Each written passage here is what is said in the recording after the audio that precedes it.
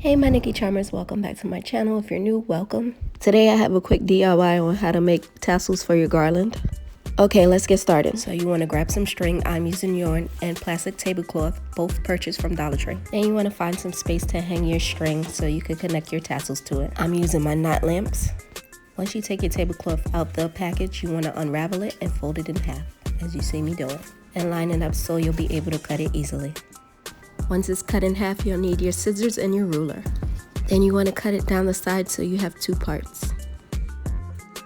Now it's time to cut the strings. I'm using my X-Acto knife. You can use a pair of scissors if you do not have an X-Acto knife. It is optional.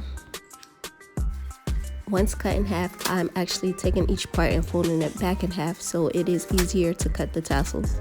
And I'm using my Cricut mat so I do not cut through the floor using my X-Acto knife. Make sure you have some type of protection underneath.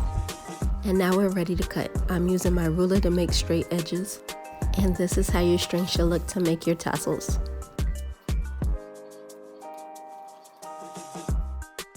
And I continue this process until there is no more tablecloth left.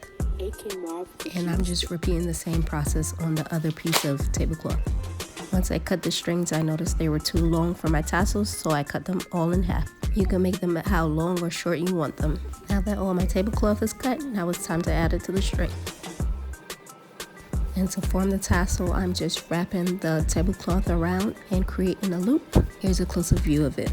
So you want to fold the tablecloth in half and create a loop, and then pull it through and tighten it so it does not come apart.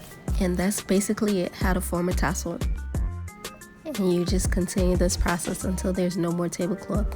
It all depends on how much tablecloth you have. You can make it longer or shorter. It all depends on your preference. See, and once you're done, you want to shake it out, and you could trim the ends if needed just to shape it.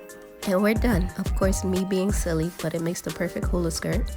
Now you can hang it into your balloon decor and style as desired. I hope this video was very informative. If it was, don't forget to subscribe, like, share, and comment. Until next time, be blessed, guys. Mwah.